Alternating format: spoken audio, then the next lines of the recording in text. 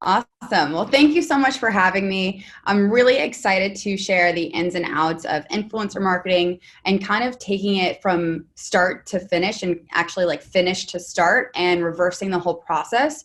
So it makes sense for you as a beauty brand or for really any brand to work with influencers and understand what's the benefit on the brand side, what's the benefit on the influencer side, and how the two work together to deliver results for both parties. So I'm the head of influencer marketing for Mutesix. I can actually go ahead and share my screen. Amazing. Let me blow this up a little bit.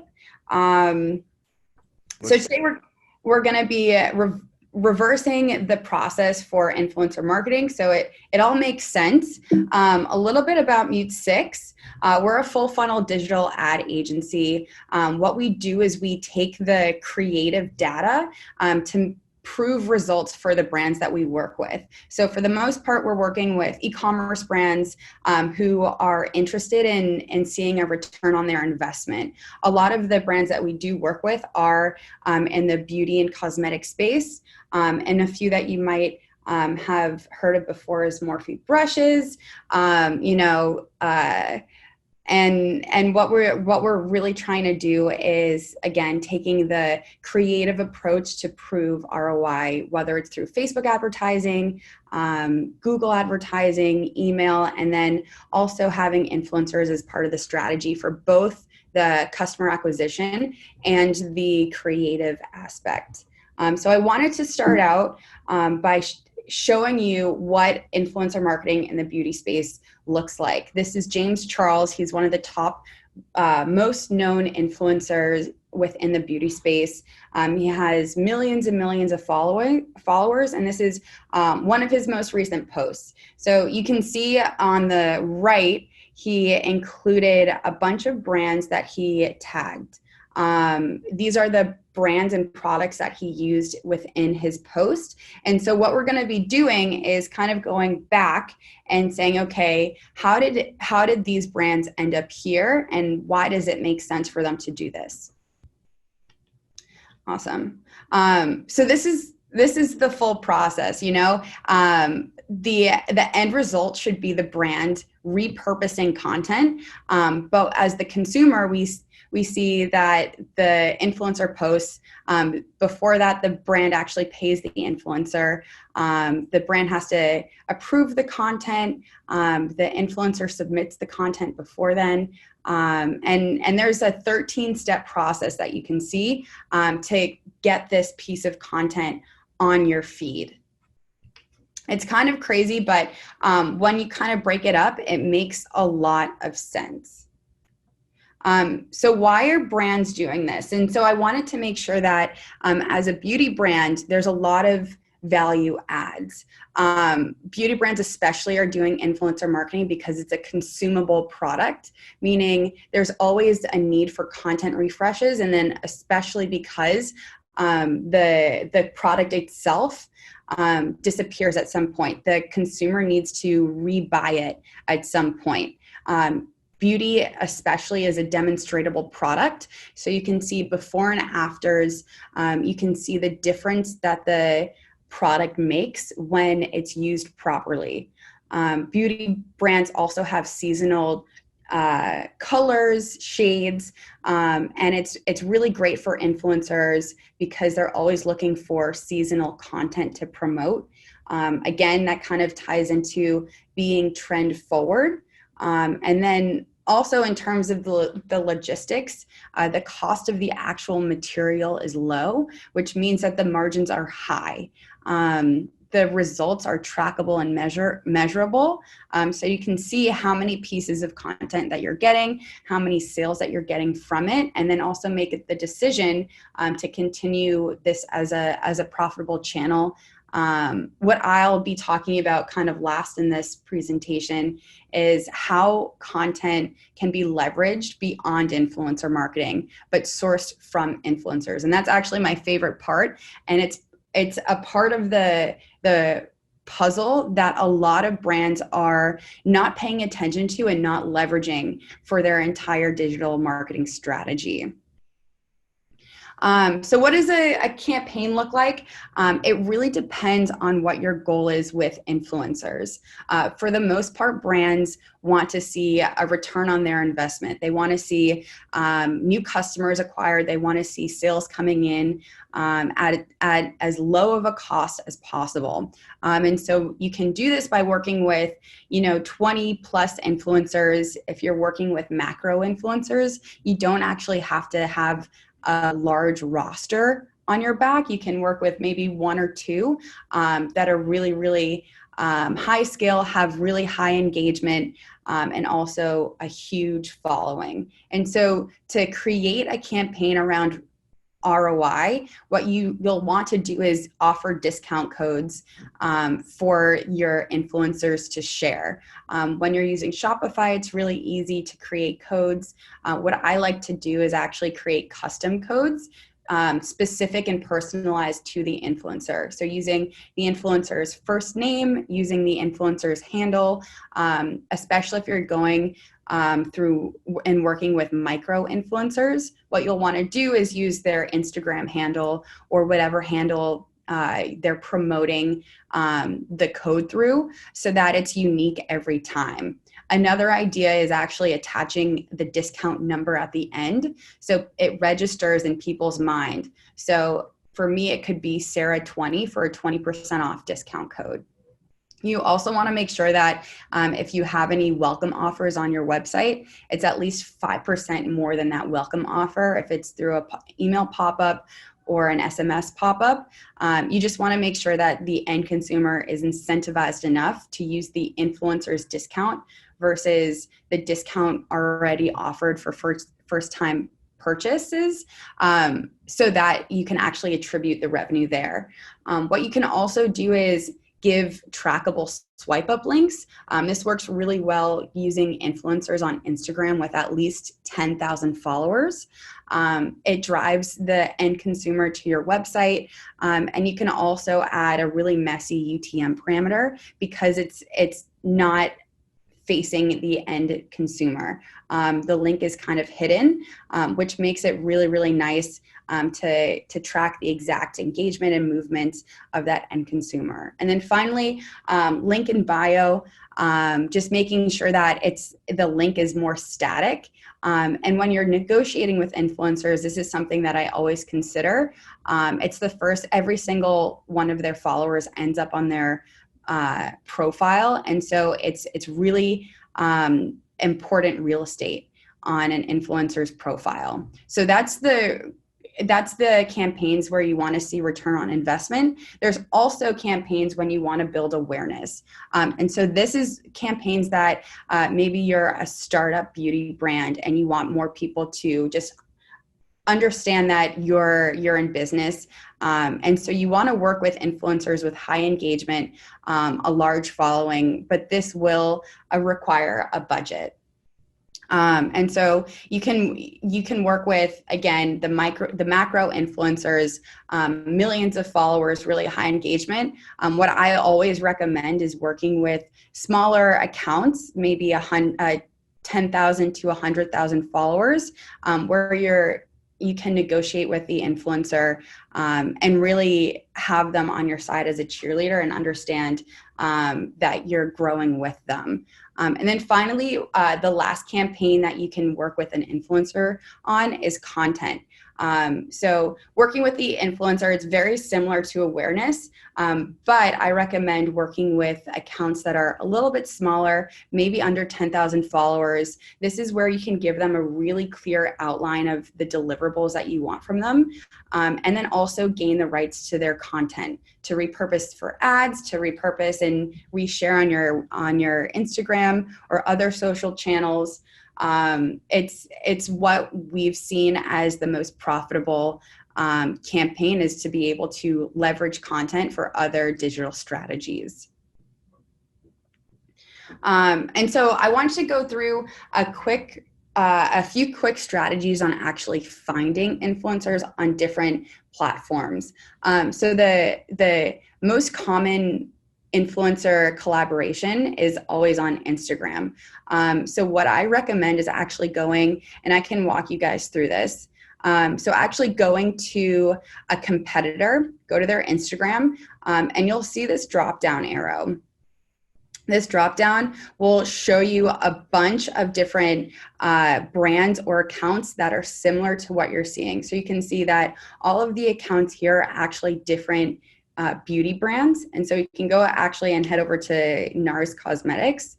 And let's say I wanted to see who they're partnered with. What I'd do is I'd either go to their tagged posts and look for posts that have really high like count and really high comment count. Those, for the most part, are influencers. The other thing that you can do is most beauty brands have their own hashtags. And so what I can do is click the hashtag, and it'll actually give me top posts and then other hashtag recommendations. So all of these posts are going to be coming from influencers since they're top, and what top means here is most engaged. And then I can also see other competitor unique hashtags where I can grab their top influencers as well. And so you want to create a loop of these different hashtags to grab influencer accounts. You want to create a list of different tagged accounts to really build your influencer list. Once you do that, I recommend going on mobile and getting their email address. Sometimes it's listed on their bio, and that's really how you're going to build out your email list. The next way to source influencers is on YouTube. It's a really interesting way how we're able to find YouTube influencers. So the most basic database to find YouTube influencers is actually if you go onto Google and you type out site youtube.com and a specific keyword. So what this will do is it will bring you all the results that include this domain. So the domain here is youtube.com, and the keyword that I want to find that these different profiles include is beauty. And so as I get more specific and as I add more keywords, it's going to give me more specific and narrow accounts. And so if I go through, I'm getting all of these different profiles where I can then reach out to. To find their contact information here, what you want to do is you want to go to their About page. We can pull this one up really quick so I can give you guys a quick demo. How do you become the you dream of? So, and the About page is going to be right here. And for the most part, you'll see an email button right here where you can directly copy and paste the email and reach out to the influencer directly. And what's really exciting and especially trending right now is TikTok. And so a little bit about the TikTok algorithm. The TikTok algorithm is really listening to every single action you take. So as you're liking more beauty content, it's going to be recommending more and more beauty affiliated pieces of content and influencers back to you.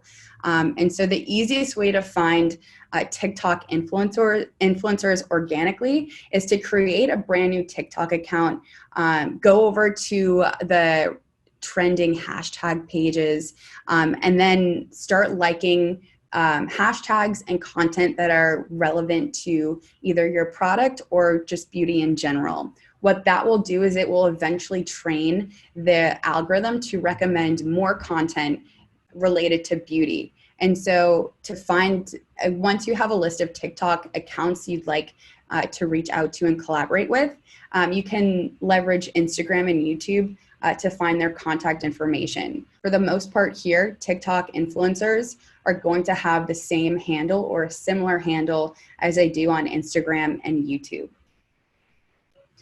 There also are, of course, other ways to find influencers, different databases. I'm happy to recommend those platforms if you just shoot me an email.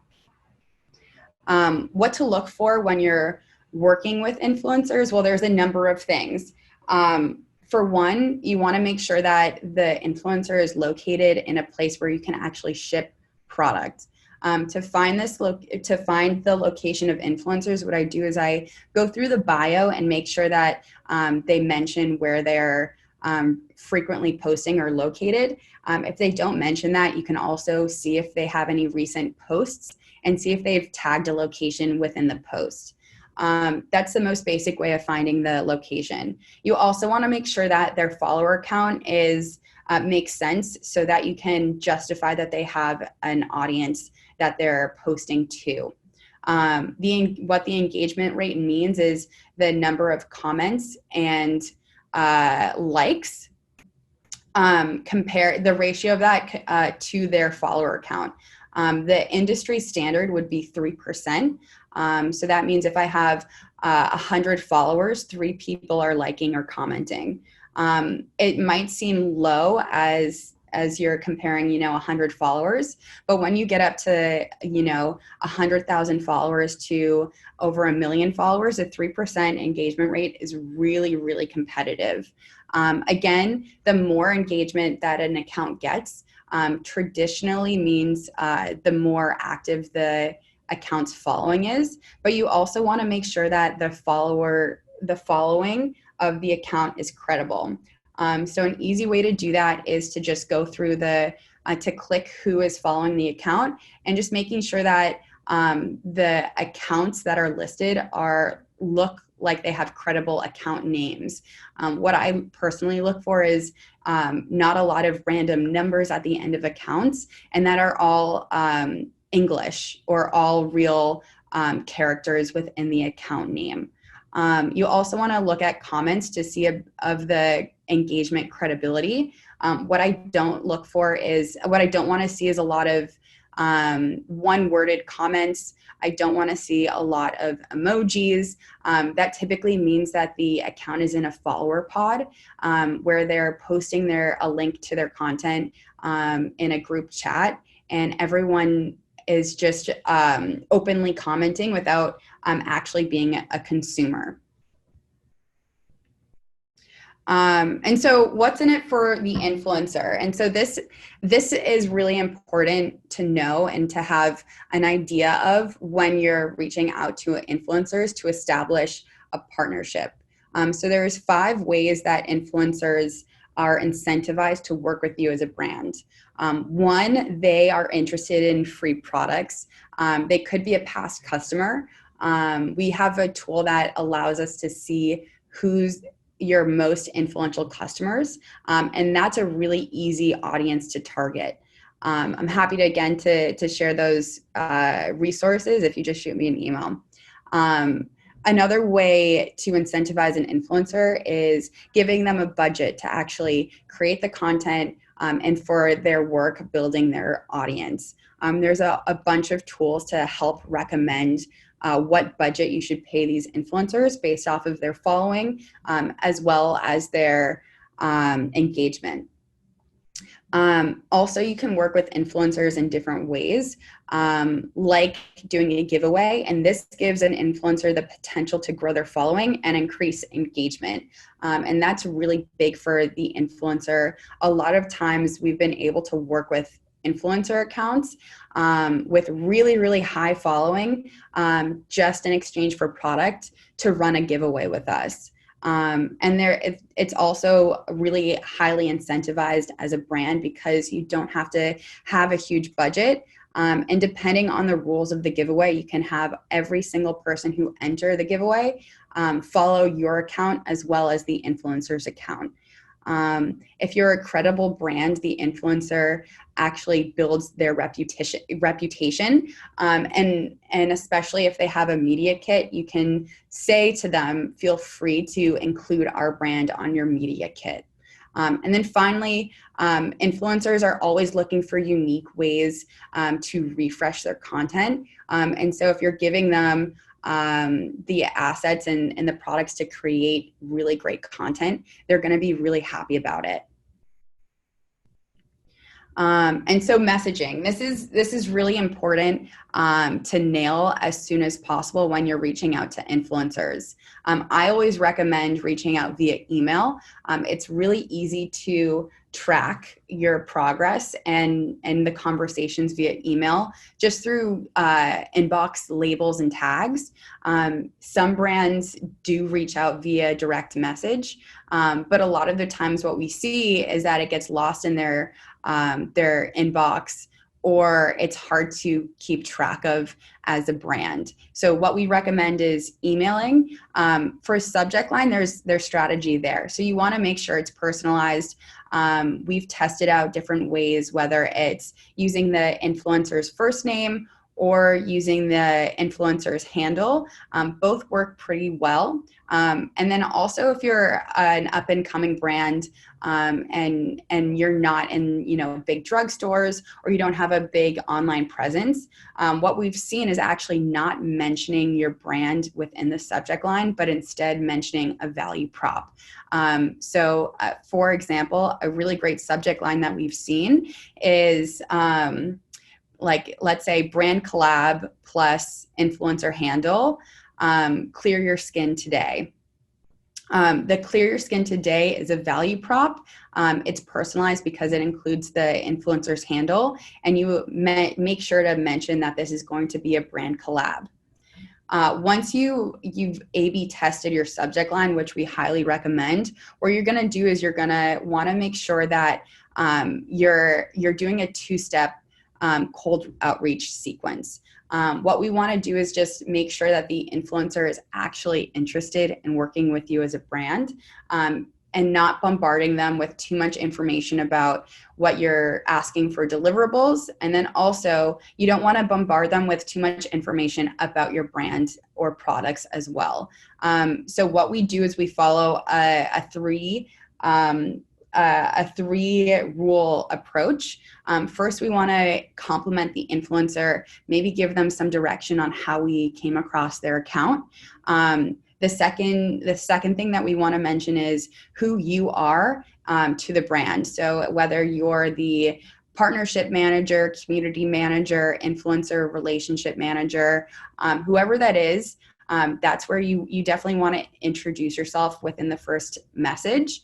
And then you also, the last thing that you want to message is up to 3 brand or product value props. So my brand gives you clear skin, it's all vegan, and it's not tested on animals. These are the value props is really what you want to do to test your messaging. What we've seen is that when you have the right value props, that's when you have higher reply rates and opt-in rates. And that's something that you can test, and it could be different based off of the influencer that you're reaching out to. So what we also look for is seeing if we can identify a type of influencer, whether it's a clean beauty influencer or a makeup tutorial influencer. The value props are going to change depending on the influencer that we're reaching out to. Once we have a response from the influencer and they say, yes, we're interested, send us more information, that's when it's okay to send what your exact deliverables are, and then also exact value props that you want the influencer to mention to their following. There's also a few more tips and tricks that we've been following that's been getting us more than 40% reply rates, 90% open rates, and that's always going mobile first. Most of the time, these influencers' main platform is their phone, and so you want to make sure that you're using micro paragraphs when you're communicating with the influencers. So this is maybe 1 or 2 sentences that are broken up line by line. You also want to include bullet points for your deliverables, or if you're talking about the value props of your brand or product, you definitely want to use bullet points or numbers instead of full sentences. And then finally, you want to use emojis. You definitely want to have a more casual conversation and use casual sentence structures when you're communicating with influencers. It's worked really well with long partnerships. The influencer trusts you and believes you as their friend versus, a brand collaboration, a transaction. Finally, once you have the influencers opt-in and confirmation that they are going to join a campaign, what you want to do is be very specific and give examples of the content that you want the influencer to replicate. So this could be both influencer content from influencers you've gotten from the past, content from other brands that you'd like the influencer to replicate, or sometimes we actually create our own content examples just with our own phone, so that the influencer isn't just creating content blindly. It definitely gives us more understanding of where the influencer is going to go with the content. And then especially if we're talking about repurposing the content, you want to make sure that it's right the first time around. And if you're scaling out an influencer program, you want to narrow down the amount of communication you give to the influencer, and just getting the content right the first time around instead of multiple rounds of approvals really, really helps scale your influencer marketing campaigns. And so this is actually my favorite part. It's 7 ways to leverage influencer content. At Mutesix, what we do is we take influencer content and make sure that we're repurposing it as many ways as possible to really, really stretch the ROI for the brands that we work with. And so here are 7 ways where you can either generate content or leverage it for other digital marketing channels.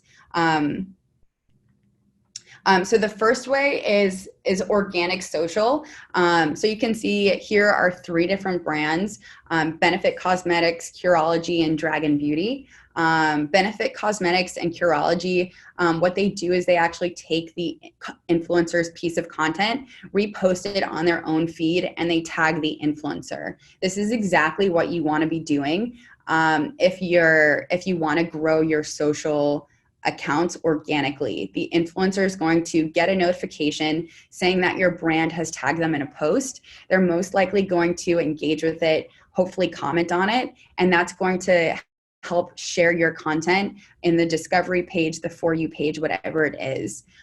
You can also reshare story content and create highlights on your Instagram page.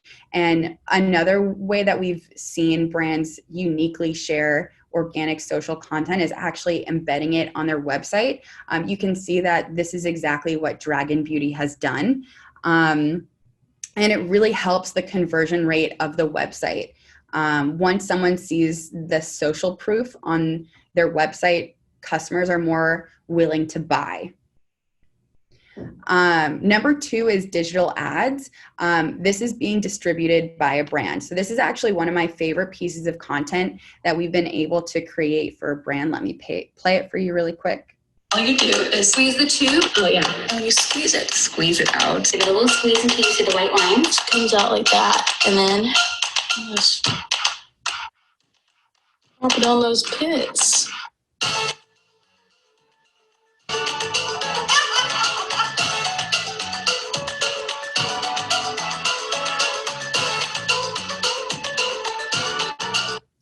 So that piece of content was 100% made from influencer creative and content, whether it was posted and we had the rights to repurpose it for digital advertising, or they sent us the content directly based on a creative brief we've asked them to follow. We can also create ads where it's highlighting a specific influencer like this one. I'd like to talk to you about a new cosmetic brand that you just discovered. It's called Note.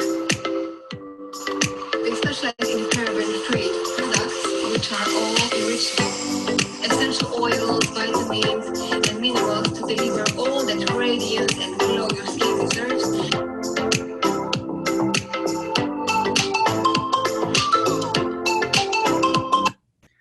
And then finally, we can do ads like this, where it's kind of a chop up of both.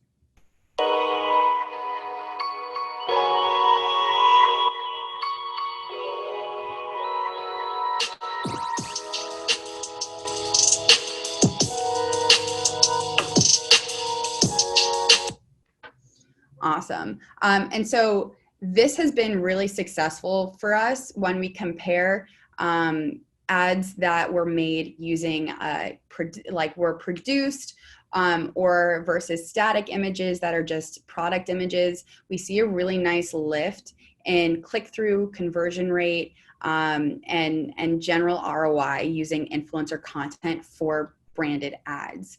Another way that we can think about digital advertising is actually whitelisting the influencer's account. So what this means is actually using the influencer's content, editing it, and then also distributing it through the influencer's account. And so you can see at the top, it's not a brand's account sponsoring the content, it's actually the influencer. So when you swipe up to learn more, it's directing you to either a blog on the brand's website or directing you direct to the actual brand's page or products. All right, wanted to give y'all a little sneak peek of what I do in the morning. I was sharing some of that in my stories yesterday, and a few of y'all had questions. So, wake up. First thing I do is I water and ice, and I usually have the vanilla shake. They also have chocolate, but the vanilla is my favorite. I have that first thing in the morning with like lots and lots of water. And so this actually goes on for over a minute. I won't bore you guys with it, but to the end consumer, it looks so organic that they're more willing to swipe up, click the links, and actually check out the website or products versus something that looks really, really produced, curated, and coming from a brand's site or a brand's page. We also see images like the middle where it's an image and it's just being distributed through an influencer's account using the influencer's face as well as a highlight of the product. And the third example I thought was really cool. It was actually Kelly Ripa. Hey everybody, Kelly Ripa here. You probably knew that, you're here on my page. I want to tell you about my partnership with Persona. What is Persona? Well, if you don't know about it, you should know about it. But in terms of nutritional supplements, I never really knew what I was doing. And that's why I love Persona. They have a team of nutritional experts that actually know what they're doing. Beautiful little box, and I just pull out my little morning Kelly and my bedtime Kelly, and easy breezy, it's all done. If you want to go on the Persona journey with me, you can swipe up. So again, all three of these ads look extremely native, but they do all have a call to action and drive more conversions and ROI for brands. It's a really successful way to leverage influencers for that ROI campaigns. You can also use content from influencers on product pages. These are two that I pulled from really well-known beauty brands, Glossier and Tarte Cosmetics. You can see that almost every single product image within Glossier is an influencer's piece of content. Tarte uses it a little bit differently, where they highlight influencers as products themselves and show what products the influencer would actually use or recommend.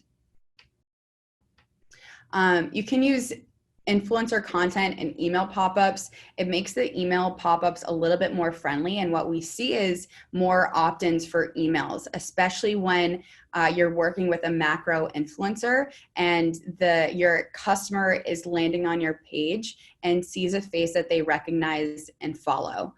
It's again been really successful leveraging content, and for the most part it's no additional cost, and you can always refresh your creative here. With email pop-ups, we see actually using it in emails is really successful. You can see Lush Cosmetics uses their Instagram feed. They embed it within their emails and leverage user-generated content there as well. You can also include just general images of people using your product or the end results of your product, like Beard Brand and hers has.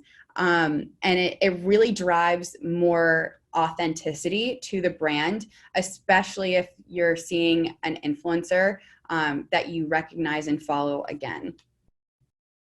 And then finally, you can leverage influencers for product reviews. This one was actually pulled from a highlight mentioning reviews on the brand's website. But what we can do is we can also take reviews and repurpose them and put them in ads. You can put them in emails. It's just another medium of content that you can leverage the same way you do as an image or a video. So that's all I have for you guys. Definitely feel free to reach out and shoot me an email, sarah@mutesix.com. I'm happy to share tool recommendations, any database recommendations, and then also actually share the outreach template that we've seen work best for us.